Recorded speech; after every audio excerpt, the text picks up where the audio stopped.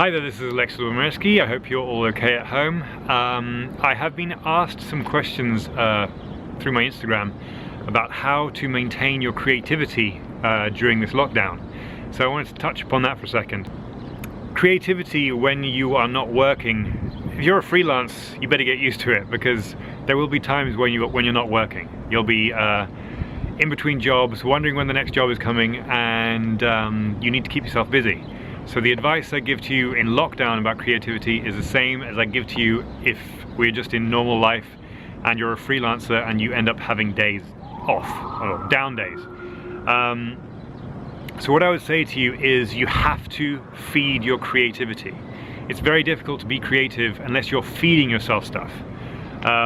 So you have to constantly feed yourself visually. When I was a young startup photographer and I wasn't working very much at all, I might have one job every 2 months or something, and in between those jobs I would spend my time going to bookshops, going to antique postcard shops, movie poster shops. I go to galleries and their bookshops.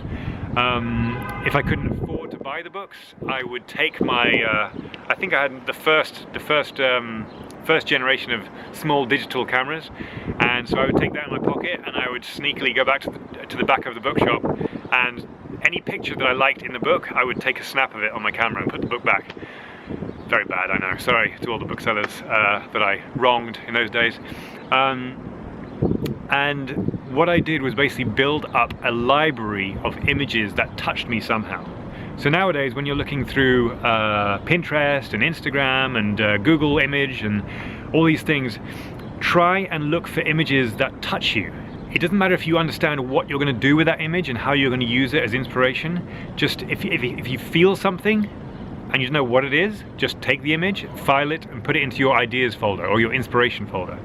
I have been gathering inspiration pictures since I started in 2003, and I think I have something like, I have a hard drive with about 57,000 images right now, and it is your treasure box.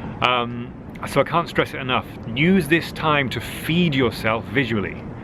Now, don't just go and looking online at things that you already like. So for example, if you like Avedon or Helmut Newton, don't just look at Helmut Newton pictures or Avedon pictures. You know you like them, go for something else. Go for things that you're sure you won't like. A lot of kids that I speak to nowadays, young assistants, I ask them where do they get their references from, and most of the time they say either from Instagram or Pinterest. Now the only problem with this is that if let's say you Google an image of Avedon or Helmut Newton, the algorithms in Instagram and in Pinterest will start feeding you the same kind of imagery. So you'll end up going around in a circle in a very small sort of bubble of what the algorithms think you like. Now when you used to go to bookshops, I knew that I liked Avedon, I knew I liked Helmut Newton, so I would stay away from those books. I already knew what there was in there. I knew what that could feed me. And I go to the other side and try and find books that I'd never heard of before, from artists I'd never heard of before. And even if I was pretty 100% sure that I wasn't going to like the work, I would look in there, because there might be just one image in there where it touches you because of the lighting, because of the pose, because of the colors. And it might be just that one image out of 100 images. But you would never have found it if I hadn't gone and looked into a book that I was sure I wouldn't like. And once you have all this imagery, and you've got this big file of all these images you've collected, then start looking through the images and start seeing, are there any themes appearing? You might just have one image and go, oh, this is such a great idea for lighting for a shoot, or it's a great idea for styling, or a pose, or a theme, or an emotion. Put that into a file on its own, copy it into the other file, and see if you can start adding images from all these other images to that. So you start getting a mood board together for a particular shoot.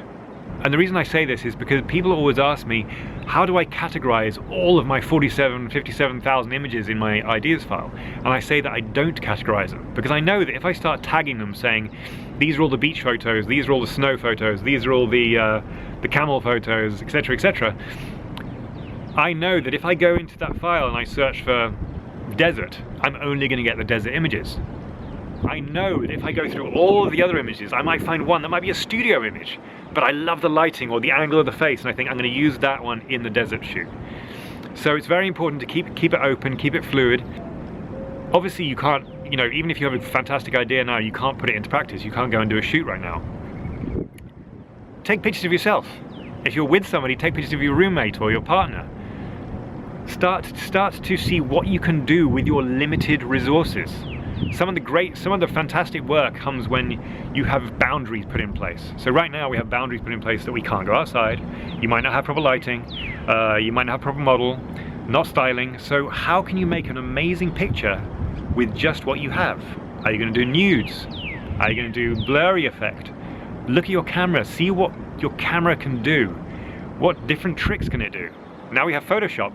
You know, what different tricks can you do in camera, and then what can you do in Photoshop afterwards to make an interesting image? Play with colors, play with different curves, and see what color treatment you like. This is your time to research, this is your time to experiment. But also take pictures of yourself. I remember when I think it was in 2000, I want to say 2007, I went through a 6-month stage where I had massive insomnia. And I only slept for about 2 hours every night. And so I would lie in bed just going crazy, and all these ideas would come to me for shoots. And I was so annoyed that I couldn't phone up a model at 3 o'clock in the morning to take pictures. So I started taking pictures of myself, and they were all pretty wacky ideas. And one of these shoots I did was pictures of me carrying me, being punched by me, and it was just like multiples of me. Surprise, surprise.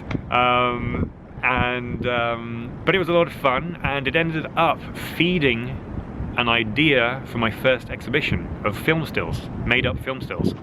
So get out your old photography books, get out the artist books, and remember, if you're a photographer, don't just look at photography books, look at paintings. Google different styles of paintings through the centuries, see if there's anything in there that might touch you. Now the other reason it's great to use this time when you're forced into lockdown is because there will be opportunity, and you want to make sure you are 100% ready. So when people ask me, how do you become a successful photographer? I always say it's like 90% really hard work, research, being ready, and then the other 10% is dumb luck. Now when that dumb luck arrives, that's when you have to be ready. That's when you have to have all your research ready. That's the moment where a magazine calls you up and says, our photographer for the shoot next week just cancelled. Are you free, and do you have any ideas? And that's when you say, I've got 400 great ideas, rather than yeah, let me put some ideas together, and then you go and research and you take a couple of days. You want to be ready. So as soon as they call you, you hit the ground running, and somebody's going to call you up and give you that one dumb luck opportunity. I've had so many dumb luck opportunities. I remember, I think my first Harper's Bazaar cover in America was a reshoot, and I think that another photographer had done it. They needed to reshoot, but he wasn't available. So Glenda Bailey called me up and said, we need to do a reshoot next week with this particular actress. Are you ready? Send me some references. I think I sent her references in about 10 minutes after the call because I had everything ready.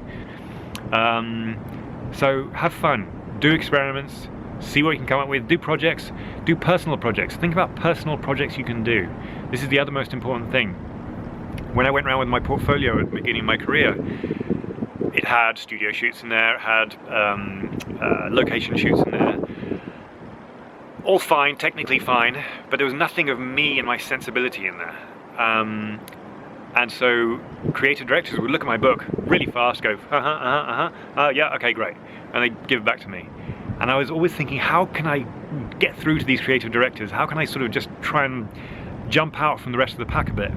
And it wasn't until one day that I had these pictures of my made-up film stills in the back of my portfolio. I didn't mean to have it there, but I just put it in there because I knew that I had to photocopy some pages. And so I went to see a creative director and about a fragrance job. And as usual, they flicked through my portfolio really quickly. I was like, yeah, you know what you're doing. No, that's great. And then all of a sudden he gets to the last page and he picks out this like a homemade book of my film stills. And he goes, well, what's this? And I said, oh, that's just an idea I've been working on. It's just a personal thing. It's kind of stupid. And he started looking at it and he was like, this is cool. You did this? When did you do this? And we started talking for an hour rather than the 5 minutes it took for him to flick through my portfolio. And I got my first fragrance job because of that, because he saw my personal work at the back of my book. And he said to me afterwards, he said, the reason I gave you this job is because I knew you could technically do it, but I didn't see anything in there that was you? What was your sensibility? What was your personal taste? I wanted to see inside your head. And he said, when I saw your personal work, I knew what your personal taste was and how wacky you could be. And I knew you could see some magic and some fantasy in there. And so that's why I got my first fragrance job. And so after that, I've always told assistants, make sure you put personal work at the back of your portfolio. Doesn't matter if it's still lives, it could be a project on workers, refugees, it could be a study on cats, it could be still lives of flowers, whatever it is, whatever rocks your boat. And so that's it. So good luck. I hope you stay creative, stay safe, stay well, and I'll see you soon. Bye.